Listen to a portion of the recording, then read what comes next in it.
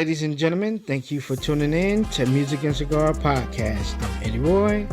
On this show, I interview and discuss various rap and R&B soul artists as I delve into reviewing a diverse range of cigars and their brands, even sitting down with other music and cigar connoisseurs.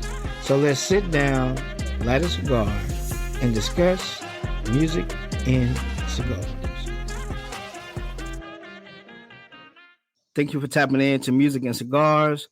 This is your man, Eddie Roy. And today I have a very special guest today. He is a Wilcox, Alabama native. He currently resides in Huntsville, Alabama. He has been spinning records for 8 years now. One of the hottest DJs in Huntsville, Alabama, in Alabama, period. Please welcome none other than DJ Reek. How you doing, DJ? What's up? What's going on? What's going on with you? Man, hey, doing pretty good, man. Just enjoying this Sunday, man, and relaxing and getting ready for the work week. That's what's up. So before I get into this interview, I wanted to ask you, how was it? What influenced you to be a DJ?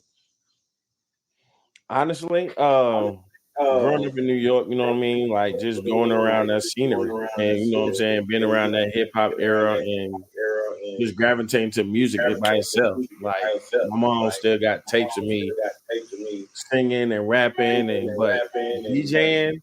I was actually hosting. I was hosting at the Ebony Club.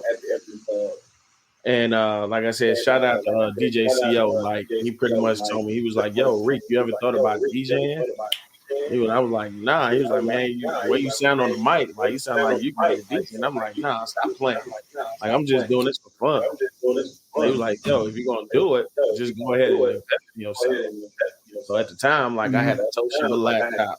Like I didn't have no type of equipment. He was like, "Man, you go to Guitar Center, get you a board for like $200-$300. So I'm like, okay, cool. Showing me the ropes here and there. And then on, like, I kept it hidden probably like about 2 years before I even made it known publicly. You know what I'm saying? Like, it's always that stay in your own lane. So I tried to stay in my lane because everybody just jumping in the game saying, hey, I'm a DJ, I do this, I do that. Like, and I didn't want to step on nobody's toes. So I kept it quiet. I knew everyone was coming out to the Ebony Club at the time like that, but like it was DJ CEO pretty much who told me straight out front, like, hey, if you're gonna do it, invest in yourself. So I mean, like I said, shout out to him on that.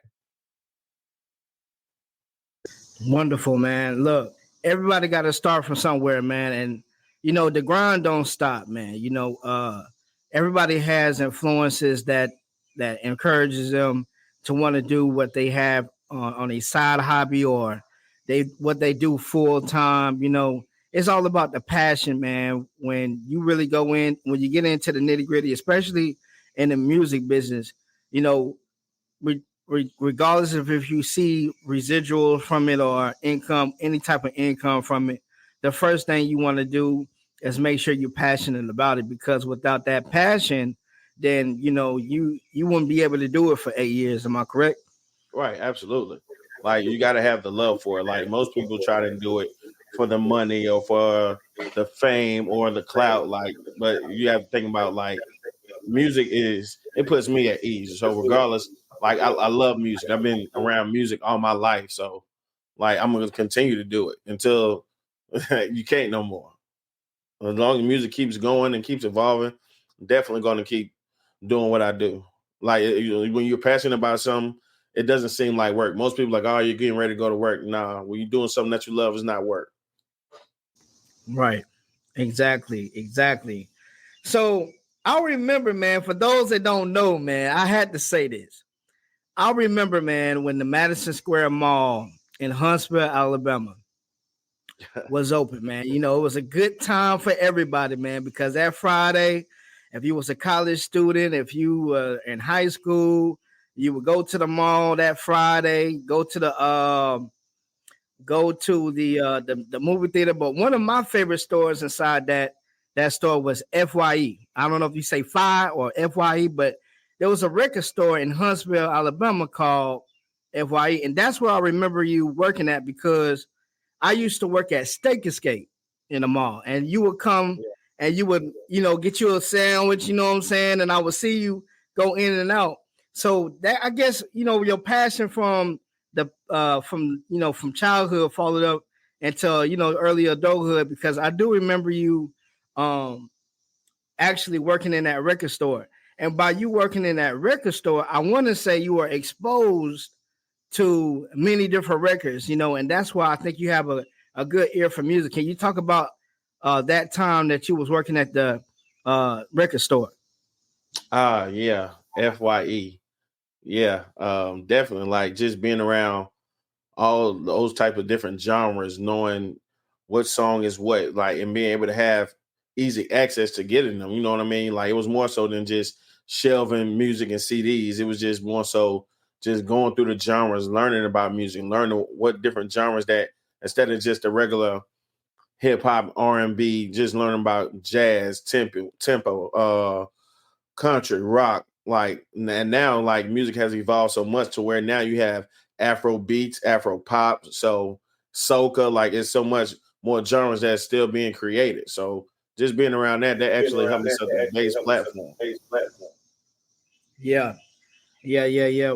What in music for all the cultures and all the genres that you just said, which genre would you say is your favorite, and who is your favorite artist in that genre? Uh, it would have to be hip hop and R&B. Those two. Hip hop and R&B, of Yeah, it would have course. to be those two. That's pretty much gonna be like my go-to. Mainly R&B. I can listen to R&B. It just puts you at that ease. Right. R&B, man. When I think of R&B, I think of the artists like Erica Badu. I remember back in '97, I first heard Baduism, and that's what really turned me on to Erica Badu in that neo soul genre because I just loved the feel. I love the way it made me feel. Even though when I was a little kid, it still did something for me. Even to listen to songs like "How Does It Feel" by D'Angelo when he came out with that in '98. Yeah. That was another person that I love, but R&B would probably be my favorite as well. Now when we talk about rap, hip hop, I would like to say people like I would like to say people like Rick Ross, Slim Thug, Lil Wayne, Jeezy. I would also say Starlito, Don Trip. I don't know if you heard of Starlito and Don Trip. If you have, how did you get into those people? Because I know they're real close to Nashville, to Huntsville, and we're currently in Nashville. So, how did you get hip to those artists? Just by being like learning new music, like you know what I'm saying. Just what I've learned, and shout out to the big homie DJ Primetime 256. It's not about like what music you listen to, it's about how much music you listen to. You know what I mean? And so just learning all different types of genres and just learning everybody. You know what I'm saying? You don't just stick to hip hop and R&B. Listen to jazz, listen to country. Like so, you just have to be real diverse because you never know when somebody might say, "Hey, I need to book you for a Latin set. Do you know any Latin artists?" You know what I mean? So just learning and listen to different music. It's not about how much music you have. It's about really how much music you really listen to. See, wise words, man. Those are wise words. Never paint yourself in a box. It's kind of like cigars. And I had a guest on the other day. Never paint yourself inside the box. You always want to keep it open to your ears open to different things. Some things you might not feel, some things you can't stand when it comes down to music. Like me personally, there's certain country songs that I can't stand, but there are certain country songs I can stand.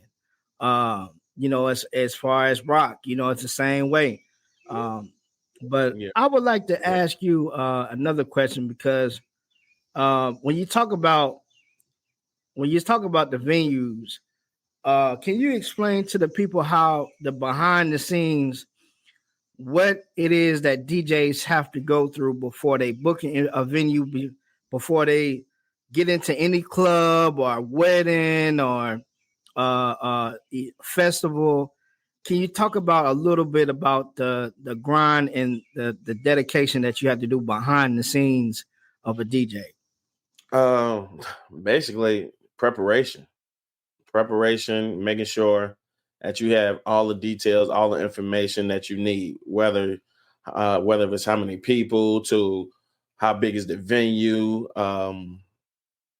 just knowing what all that it takes to put together a show. You know what I mean? So it's just like you look at every opportunity when it comes to DJing, whether if it's a club. The clubs are pretty much standard. Like, you know what I mean? You already have your setup, you already have your speakers, you already have your connections. But you definitely want to make sure that you have everything, if not invest in everything that you would need in order to be able to make that wedding or that party a success. So you definitely when want you to talk about everything, whether if they say, oh, they're like, hey, do you want lights? Make sure you got a nice light setup. If they say, hey, I want a loud boom on at my event, like with more bass. So you definitely want to invest in subwoofers. You want to invest in all the speakers and tools that you need. wow. So investing is the biggest thing that I've heard so far. The investing, the passion, and the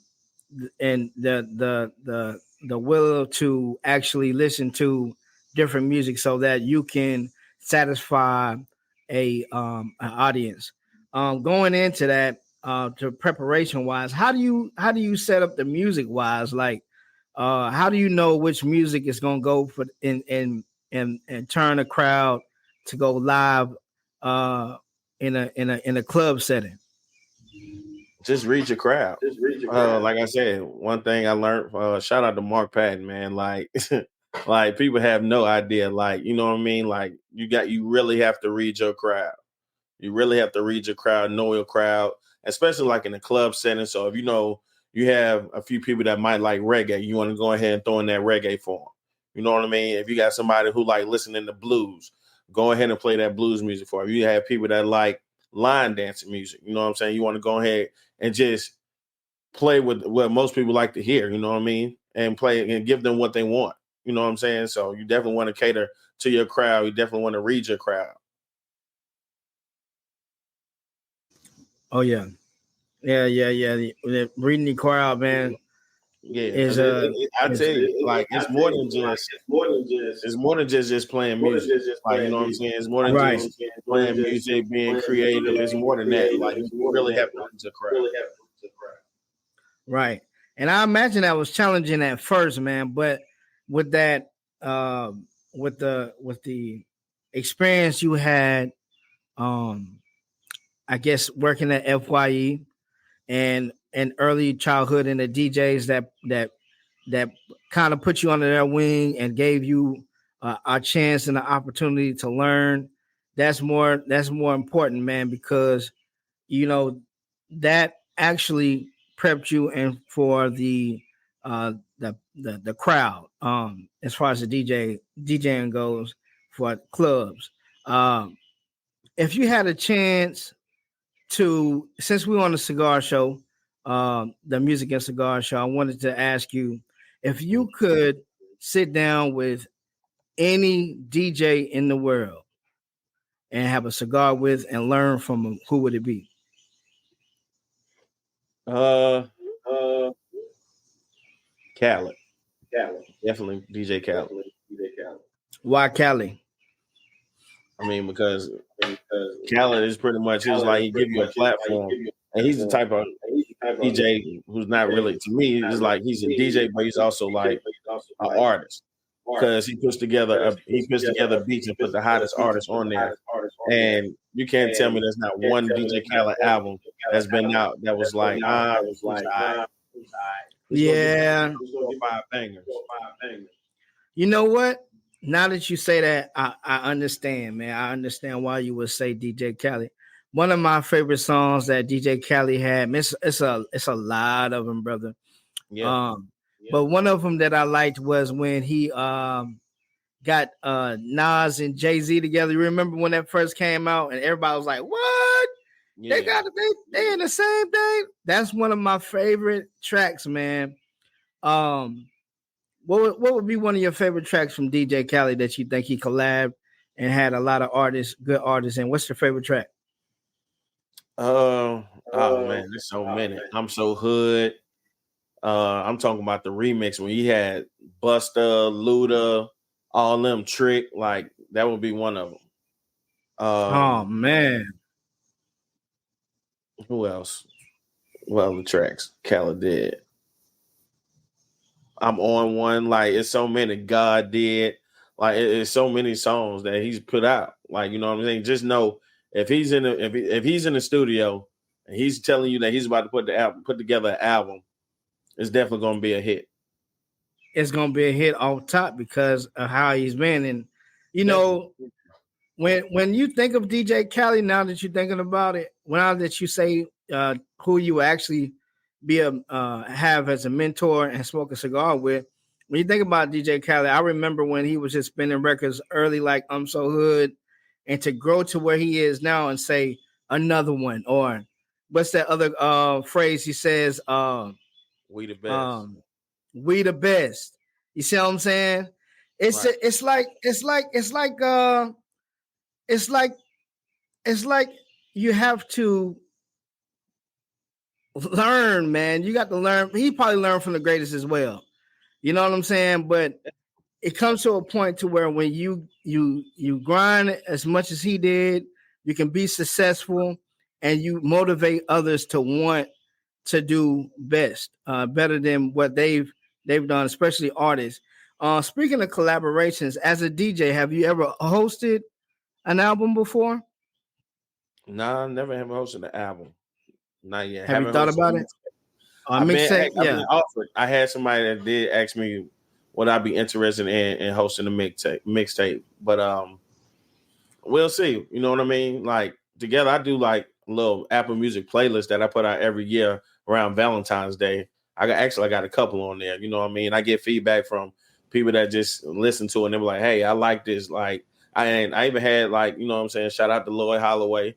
He actually hit me up one day. He was like, "Yo, this R&B mix, you ever thought about putting this together like a live mixtape?" And I was like, "Well, I mean, not really, but you know, you never know what's in the future." You know what I mean? So just had to stay tuned.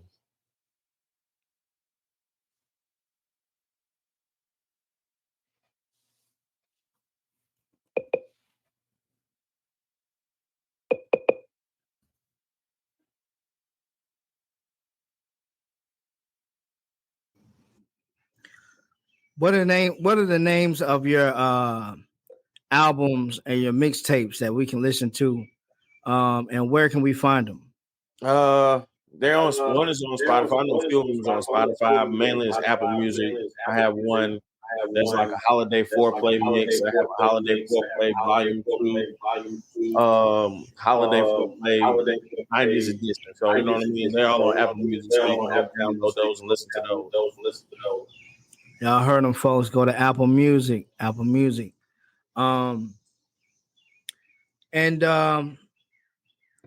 know, before we close out, because this has been a very interesting conversation, I wanted to ask you, is there anything that you wanted to tell the people of this interview? How can we follow you? How can we book venues? What's your information? How can we get in contact with you? Etc. I mean, you can follow me on Facebook, Reek Nettles, Senior, or follow my DJ page. I am DJ Reek.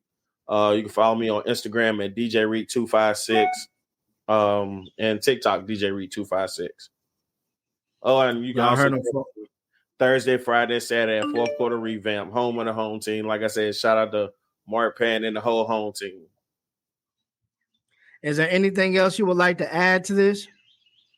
Never let nobody tell you that you can't do nothing. Stay consistent and try to be the best version of you.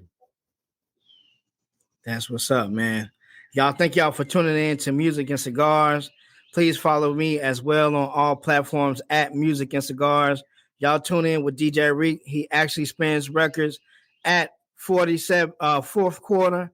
Y'all tune in Thursday, Friday, and Saturday, man, and get y'all a good vibe, get y'all a good drink, and we'll stay tuned, and we'll see y'all next time. Thank you. Thank you for listening to the Music and Cigar Podcast Show. Please visit musicandcigars.com to receive notifications on our next show, exclusive offers, share your thoughts of the show, or to also share the cigar that you like to smoke when you vibe in the music. Please follow us on all social media platforms at Music and Cigars. Until next time, brother and sister of the leaf, peace.